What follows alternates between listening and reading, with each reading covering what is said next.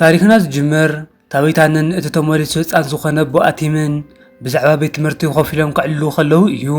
ታቢታ በቲ ክትገብሮ ዘለዋ ናይ ትምህርቲ ቤት ምርኢት ብጣዕሚ ተሻቒላ ኣላ።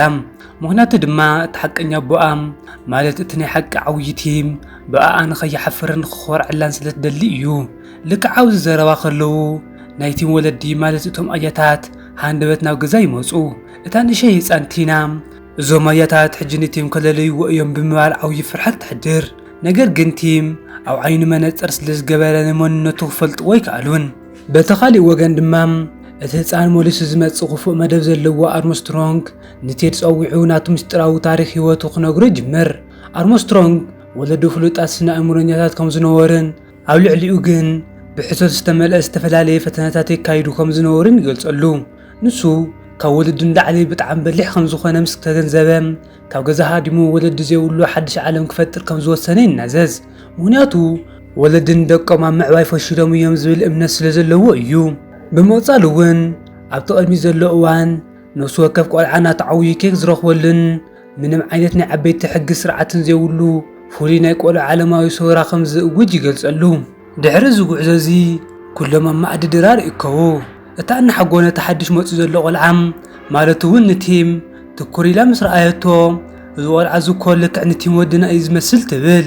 እታ ኣባ ሓጎ እውን ሰማሚዑ ክዕዘቦ ይጅምር።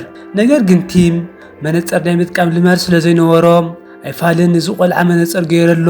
ቲም ግን ኣይገብርኒ ብምባል ሓሳቡ ይቕይር።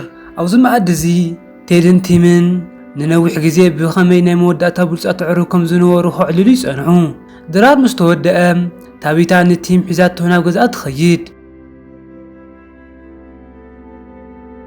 ቲም ኣብ ውሽጢ ክፍላ ዘላ ናይ ሙዚቃ ጊታር ይርያ እሞ ነቲ ትምህርቲ ቤት ምርኢት ክሕግዛ ኢሉ ክለማመዱ ይሓታ። ታቢታ ብጣዕሚ ክትጭነቕን ክትፈርሕን ከላ ቲም ሕያዋይ ልቡ ተጠቒሙ ብኸመይ ፍርሓታ ወጊዳ ኣብ ውሽጢ እቲ ዜማ ተሓቢኣ ክትነብር ከም ዘለዋ ብሉፅ ትምህርቲ ይምህራም። ቲም ካብ ክፍሊ ታቢታ ተመሊሱ ናብ ክፍሊ ቲና ክዘልል ከሎ ቴድ ነቲ ናይ መፃወቲ ዝተሰበረ ኢደ ዕርዩ ክፅበዮ ይጸንሕ። ቴድ ብሰንኪ ዝገበሮ ነገር ንቲም ይቕሪታ ይሓተሞም። ኣርምስትሮንግ ወለዲ ካብ ዓለም ንምጥፋእ ዘውፅኦ ዘሎ መደብ ይነግሮም። ኣርምስትሮንግ ስናፕ ኣፕ ብዝበሃል ናይ ሞባይል መተግበሪ ገይሩ ንኩሎም ወለዲ ኣእምሮኦም ክሓፅቦም ከም ዝደሊ ይገልጸሉ። እዚ ምስ ሰምዑ ቲም ቴድ ከምኡ እውን ቲና ሓሳባቶም ኣወሃሂዶም ኣብቲ ናይ ትምህርቲ ቤት ምርኢት ብሓባር ኮይኖም ነዚ ነገር እዚ ጠጠው ከብልዎ ይውስኑ። እቲ ናይ ትምህርቲ ምርኢት ዝጅምረሉ ግዜ ይበፅሕ።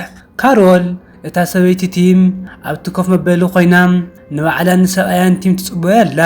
ቲና ምስ ኣዲኣ ተቐሚጣ ቴድ ሕጂ ምስ ኣርምስትሮንግ ከም ዘሎን ቲም ድማ ኣብ ድሕሪ መጋረጃ ኮይኑ ነቲ ኩነታት ይከታተል ከም ዘሎ ትፈልጥ እያ። እቲ ኣብ ቴሌፎን ወለዲ ዘሎ ስናፕ ኣብ ዝበሃል መተግበሪ ምስ ተወልዐ ንኩሎም ወለዲ ናይ ኣርምስትሮንግ እዙዛት ሮቦታት ክገብሮም እዩ። ቴድ ንቲና ብምርኣይ ነዚ ስራሕ እዚ ጠጠው ክነብሎ ኣለና ይብላ። ኣብ ድሕሪ መጋረጃ ታቢታ ንማርከስ ስለ ዝገበረላ ሓገዝ ብልቢ ተመስግኖም። ቲም ካብ ድሕሪ መጋረጃ ናብቲ ሰባት ዘለውሉ ቦታ ክጥምት ከሎም እቲ ናቱ ባዶ ወንበር ይርእዮም። ቴድ ሕጂ ነቲ ምርኢት ክነቋርፅ ኣለና ኢሉ ንቲም ይሓቶም። ቲም ግን እዚ ናይ ታቢታ ናይ መወዳእታ ፍሉይ ግዜ እዩ ክቋረፅ የብሉን ብምባል ሓሳቡ ይነፅጎም። ልክዕ ኣብዚ ናይ ክትዕ እዋን እቲ ክፉእ ኣርምስትሮንግ ሃንደበት ይመፅእ እሞ ክልቲኦም ኣሕዋት ቴድን ቲምን ምዃኖም ካብ መጀመርያ ጀሚሩ ከም ዝፈልጥ ይነግሮም። ብኡ ንብኡ ድማ ነቶም ንንጃታት ፀዊዑ ሒዞም ኣብ ሳፅን ንኸኣስርዎም ይእዝዞም። ታቢታ ናብ መድረኽ ወፂኣ ብጣዕሚ ብዝገርም ፅባቐ ክትደርፍ ትጅምር።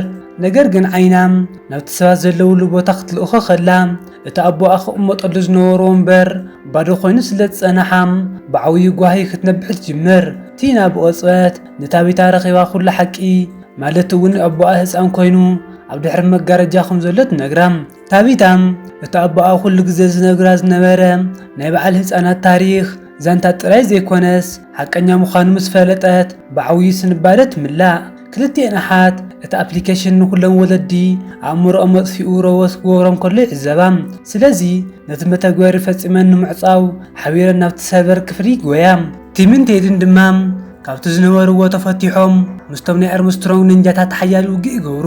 ቲም ንደቁ ዓዊሉ ንስኽን ኪዳ ነቲ ሰርቨር ኣጥፍኦ ንሕና ድማ ነዞም ወለዲ ክንሕዞም ኢና ብምባል ተባብዓን ቲናን ታቢታን ናብቲ ሰርቨር ምስ ኣተዋ ሓደ ዓብዪ ብልሓት ይጥቀማ ኣብ ውሽጢ እቲ ዓብዪ ናይ ኣርምስትሮንግ ሶዳ ሓያሎ ሜንቶስ ከይተረፈ ይድብርያሉ ብኡ ንብኡ ብሰንኪ ዘስደምም ናይ ኬሚካል ምላሽ ዓብዪ ነታጉ ተኩሲ ይፍጠር እሞ እቲ ሰርቨር ምሉእ ብሙሉእ ዓይኑ ይጠፍእ ታቢታ ብሰንኪ ተኩሲ ካብ ላዕሊ ክትወድቕ ከላ ቲም ሕጂ እቲ ፈውሲ ስለዝጠፍአ ናብ ናቱ ኖርማል ናይ ዓብዪ ሰብ ዓቐን ተመሊሱ ብፍጥነት መፂኡ ሓቂፉ የድሕና ታቢታ ኣባኣ ምዃኑ ኣለልያ ብዓብዪ ሓጎስ ትስዕሞም ኣብ መወዳእታ እቲ ተኩሲ ቲና እቲ ናታ ሓቀኛ መለኮታዊ መደብ ነዞም ንነዊሕ ግዜ ተፈላለዮም ዝነበሩ ክልተ ኣሕዋት ማለት ንቲምን ቴድን ኣብዚ ናይ ልደት በዓል ከም ብሓዱሽ ንምእካብን ፍቕሮም ንምሕዳስን ከም ዝነበረ ትናዘዝ ኩላ ስድራ ቤት ተኣኻኺባ ፍቕርን ሰላምን ዓሲልዋ ብሓጎስ ትነብር